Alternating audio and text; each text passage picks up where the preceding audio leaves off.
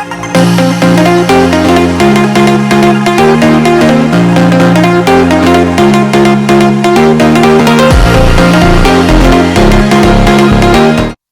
everyone, and welcome back to the channel, and welcome to part 2 of the Land Rover Discovery 2 project. So I know it's been a little while since the last video, but we've done lots to the car since you've last seen it, and I look forward to showing you all around.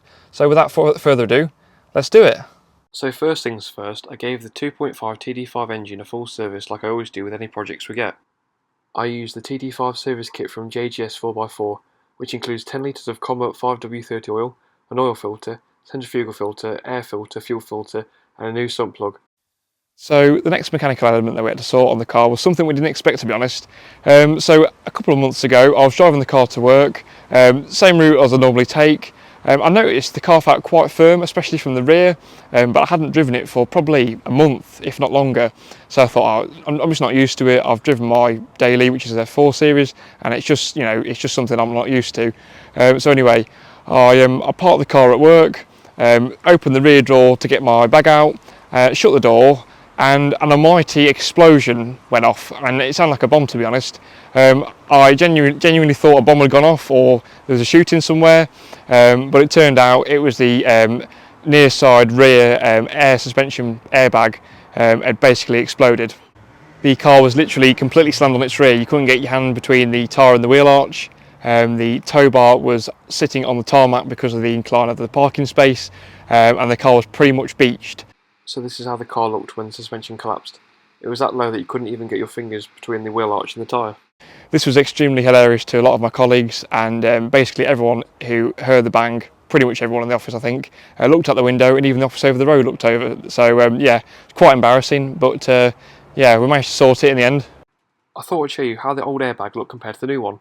As you can see on the old one, the material perished quite badly and almost completely tore itself away from the bottom of the airbag. So as you can see, the car is back as it should be. We ended up replacing the passenger side airbag and also the driver's side, just as preventative maintenance to make sure this doesn't happen again, because we don't know when they were last changed, and I don't believe these are actually lifetime.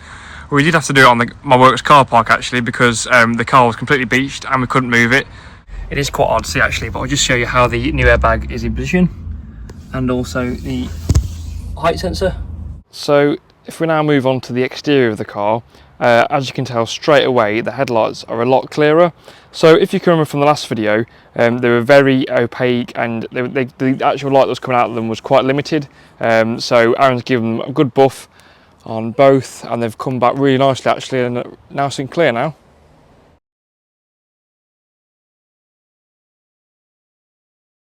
So if we now move on from the headlights, if you can remember from the first video, the near side front wing had a little dent in it just there. So it was quite obvious, so we wanted to make sure that was repaired. So Aaron sanded down the area, filled it in, and resprayed the whole front wing, and now it looks a lot better. So continuing on with the paintwork side of things, if you can remember from the last video, there was a little dent around here. It was again quite noticeable, and we wanted to make sure it was repaired, so that's now been sanded down, filled in and resprayed, and it looks like new. So to finish off on the bodywork side of things, I don't think I actually mentioned it in the first video, but on the driver's side rear arch, someone had put like basically a metal patch, I think it was a mild steel patch, over the arch where it had failed on rust the previous year.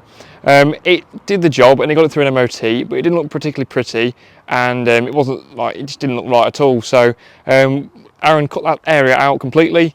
We managed to find a donor car with the arch still intact. I think it was a silver car if I remember, and basically we cut that arch off that car, welded it onto this one, filled and sanded it down correctly, and painted it, and now it looks just as it should do from the factory.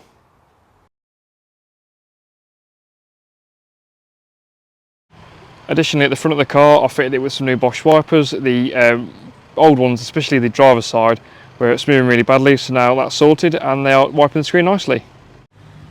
So if we now move on to the rear of the car, if you can remember from the last video, both rear bumper light surrounds were cracked, just there on that one and at the bottom of that one there. So Aaron's done a really nice job of plastic welding them, and now they look a lot better.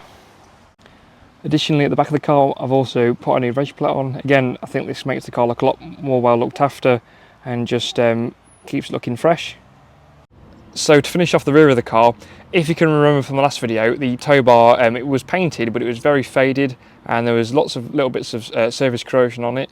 So I've sanded it all back and given it a good lick of paint, and now it looks a lot better. Moving on into the interior of the car, I've given the car all new mats that are tailor-made to the car, so they fit it much better than before.